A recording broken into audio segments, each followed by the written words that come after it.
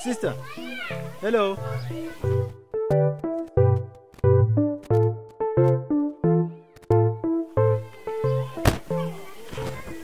Ni sawa? Ego ni sawa. Kama warakomeye? Ndashima. Nitwa Frank. Sonia. Okay. Ubanganye muri kati wacu? Ya mbanga muri quartier. Okay. Turashaka kuyaga basi. Nta mwanya afite mvuye muri sport ndarusha. Okay. Bashaka kuma nime ya phone? No, phone ni ya mama. Sure. Yeah. Ciao. Thank you.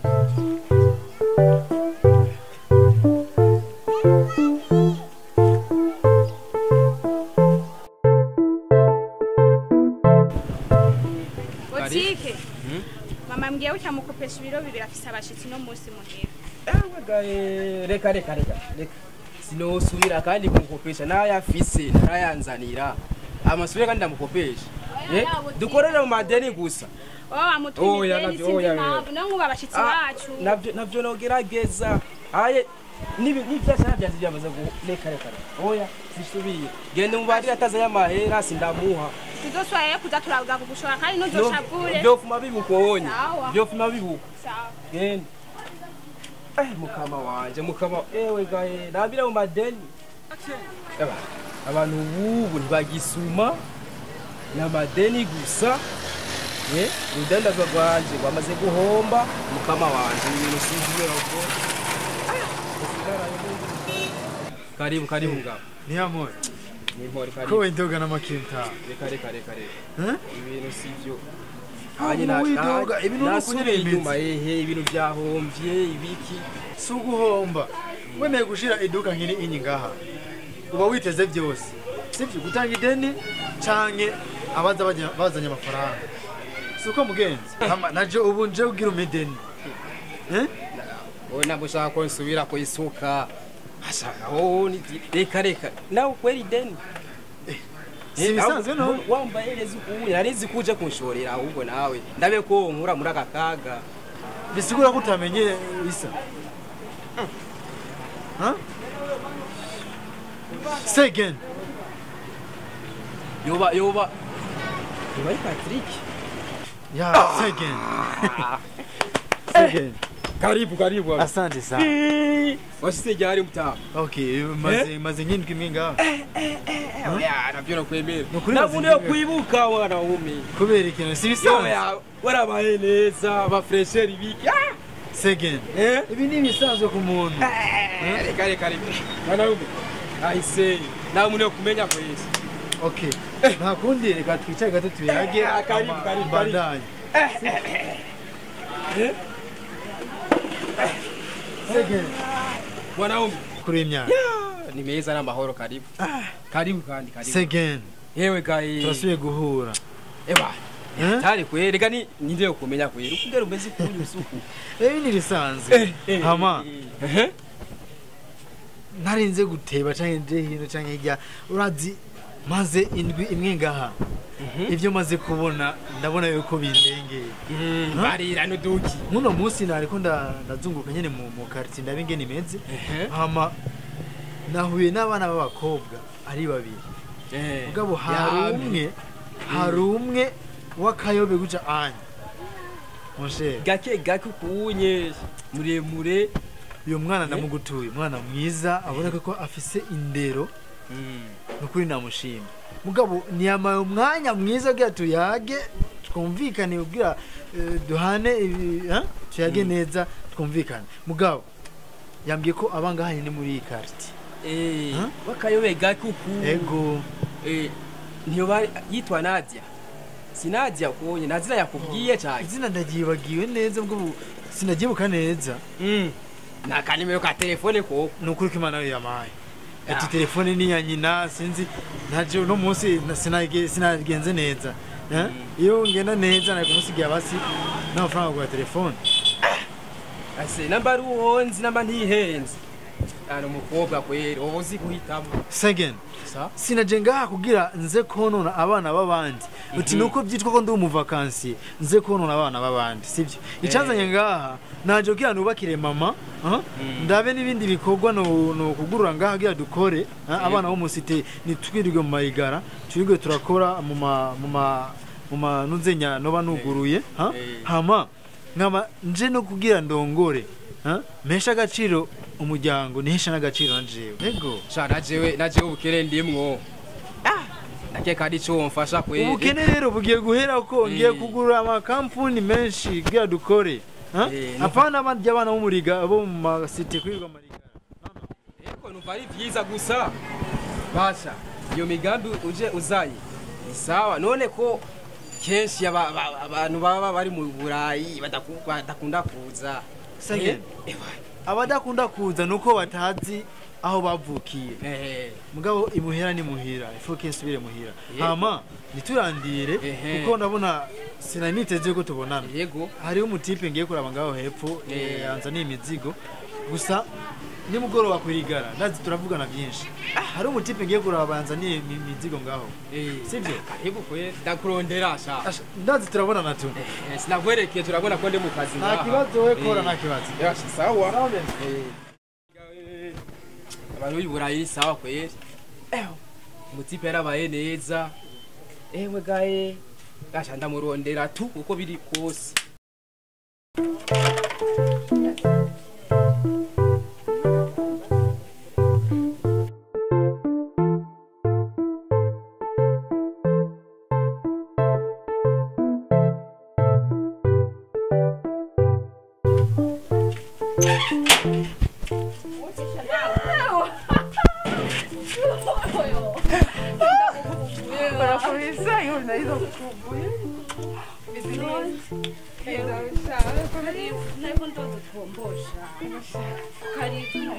Ngenze kuzana agatebe tube Gusha nyarusha.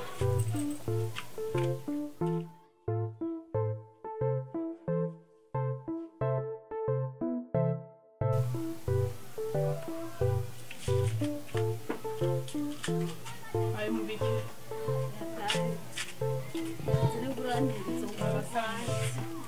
Ayewe. Amakuru yawe none. Shanda hori ko warampeze. Oya sinaguhevye sha. Urumwana mubi cyane. Kuri sindi umwana mubi. Oya ko umviriza gato wino rega. tugana ibibazo ivyo ngo kwanza mumanzi usire ngaho ufitiye gishasha hewe ndubizi je bishasha baje ko bitabura Nicole ndagufitiye inkuru yego bwira izo nkuru ubu ndi mu rukundo wewe jewe nyene wowe Berize uri mu rukundo bana yanje nushaka ndakubwiye gute vyagenze gute un jour nari nicaye nawe dufite guteramira ndahabona nicaye nyene gutya ndiko nawe gafana hewe ndavye gutya mara yanje mbona umusore numva sizi uko urumbaye sana mumenga ibintu vyose birahindutse n'ivyo ndamwe vyose ndabivamo vyose ndibagira hama bice bigenda gute nyene ndaramwegereye nyene turavugana umwe twavugana nyene ngo birebire twavugana nyene bisanzwe none ndakubaza uwo muhungu urumva ntimwavuganye birebire Oya, none nk'ubu yoca kwanka naho bizokanga mu migere shire mu ngumu ingumu sasa uko bigenda mamagaye allo okay washitse sawa 5 minutes nzonda gushikiriye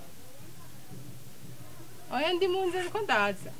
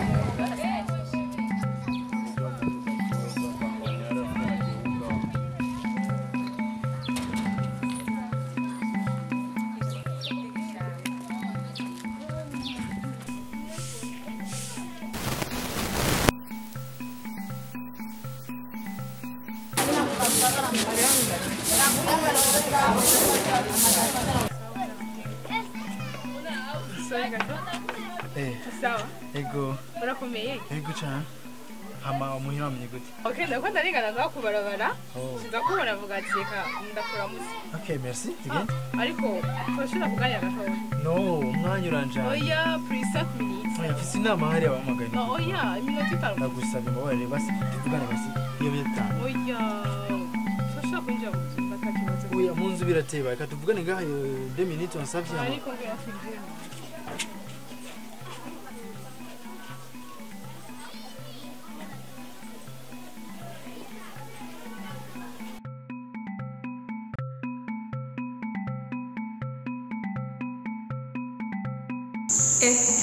Berize kuva aho yafatiye ino batayirungika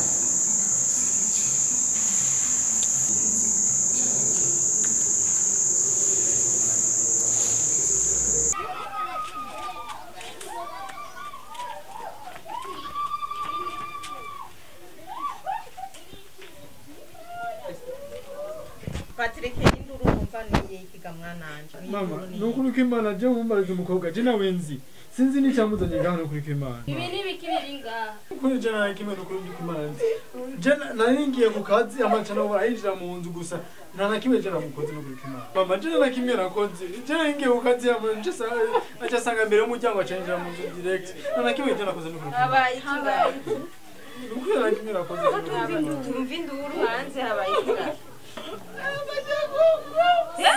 je namukoze nukuri ko imana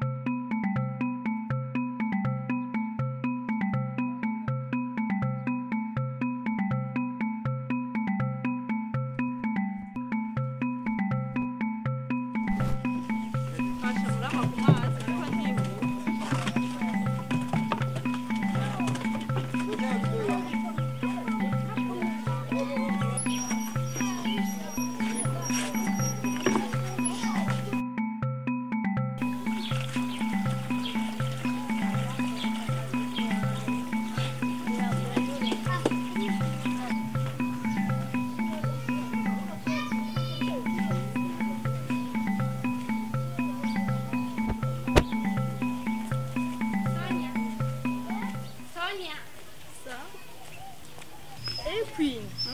Ni gute? Amakuru ni. Ni sawa Queen. Ni sawa. Ndabona ko wapendeshe none ugiye hehe? Ngiye mu rubanza. Asha wapendeshe kweli nanye mvuye kuvoma. Uzi ni nkuru. Wa musheri wawe Patrick bamutwaye kumufunga. Patrick Enzi? Yakoze iki? Yafashe umukobwa w'abandi kunguvu. Sa? Kandi ndiko ndihuta ndagenda.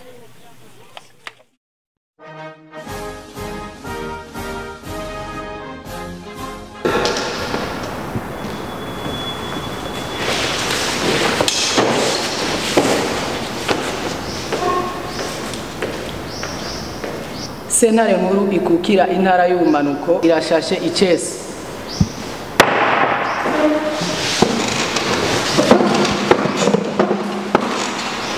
Kuri uno musi igenekerezo rya ndwi ntwarane sentare nkuru ikukira intara y'ubumanuko iramutse isoma urubanza RP numero 013/2021 aho Patrick yagirizwa icaha cyo gufata ku nguvu umwigeme yitwa Belize. Reka dusabe barenguke ngaha imbere y'urukiko.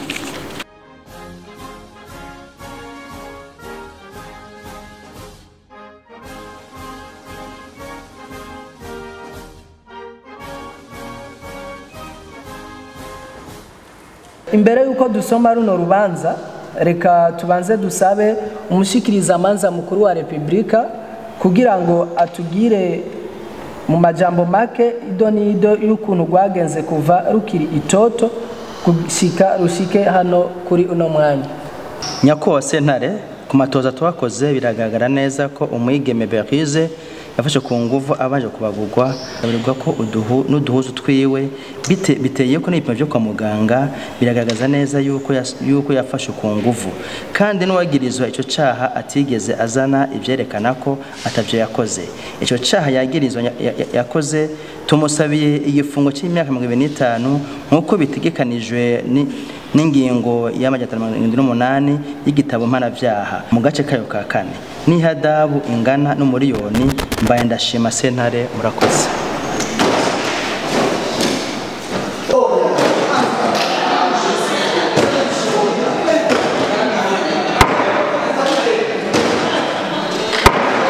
Tugabanye induru. Reka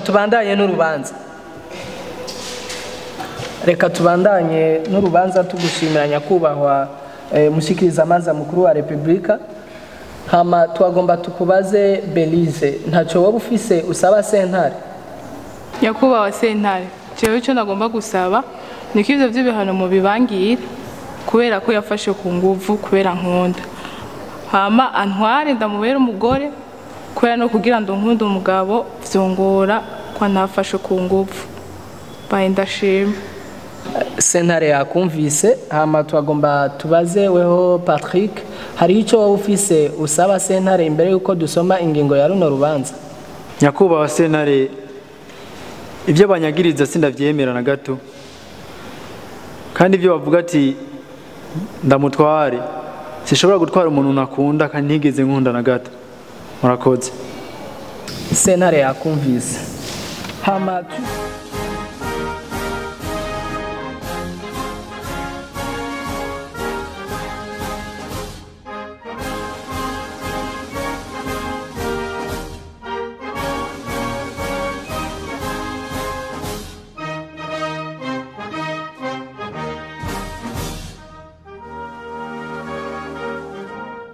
nkuko uyu Patrick atabimenyetso afise biza kumweza kino caha, sentare nkuru ikukira intara y'ubumanuko ifashe ingingo ikurikira.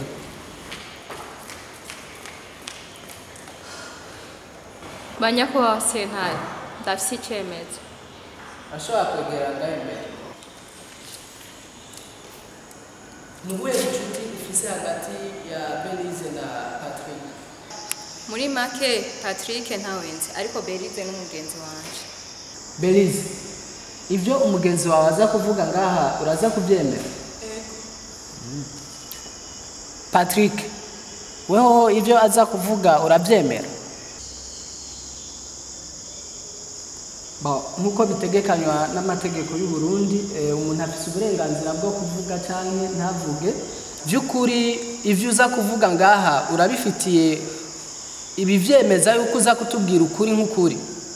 Ego cyane ndiyemeje ko ndiko ndavuga ukuri mu gihe mwosanga nabeshi niyemeje kuriha ihadabu ringana n'ibihumbi 300 n'umunyororo w'amezi 2. Urashobora kutubwira ku muriro? Ego cyane fise audio Berize yandungikiye uwo musi nyene icyaha kiba. Urashobora kuyizana? Ego cyane.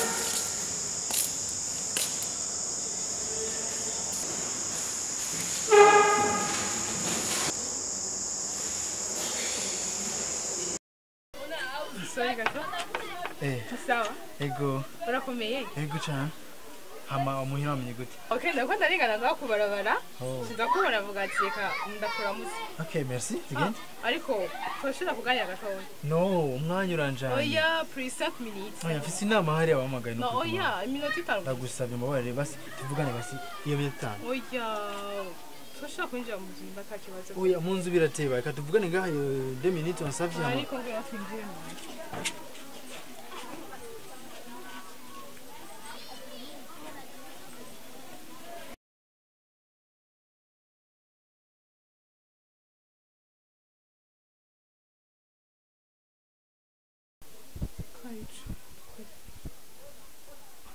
Ngira hama icyakoze ngira ngiye. Sivyo? Ndakugira naco.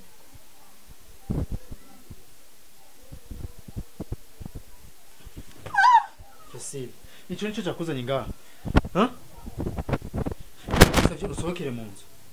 Kandi gira ningoga usohokere mu nzu. Ko ico akunda kubaza ikibazo yabaye. Ikibazo ikandi cyakuzanye ngaha ni niki? Ubuhumbo ngubwo niwo byakuzanye ngaha. Ndagusavye usohokere mu nzu akekara. Ari cyo bitwaye none hari na kimwe. Je navyo menyere ubumbu ngubwo umwe amashetani ndagusavye usohokere mu nzu hama mbandane akazi kiwanje. Ubumbu bo. Sister, mu bisanzwe ni turamenyana cyane sivyo? Ndagusavye usohokere mu nzu. Ko ni ibintu bisanzwe. Sawa. Ibintu bisanzwe gute? Ndagusavye usohokere mu nzu ariko ndagusavye. Ne basi nimba wihuta. Genda. Uragara kusanga ngaha kugira ngo ndakubwire cyane. Ubwo ngo neza ubwenge bwawe aho je ndagusiga mu nzu yanje. Haje gusangiye ngaha.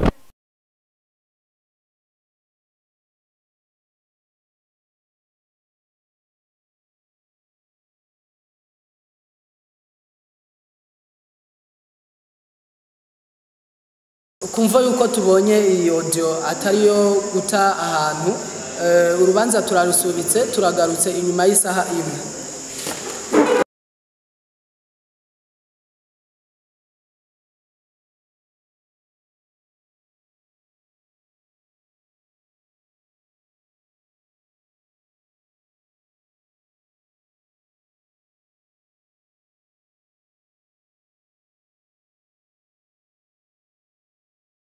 Nkuko twari twabasavye ko tugiye gusubika runo rubanza inyuma y'isaha imwe twasanze by'ukuri iyi audio tuyumvirije twasanze nimero yayirungitse ari y'umukobwa yitwa Belize kandi dusanga n'igihe yarungikwa hari kuri ayo masaha nyene icaha cyariko kiraberako dusanga kandi ni nimero zayirungitse ari nimero za Belize nyene.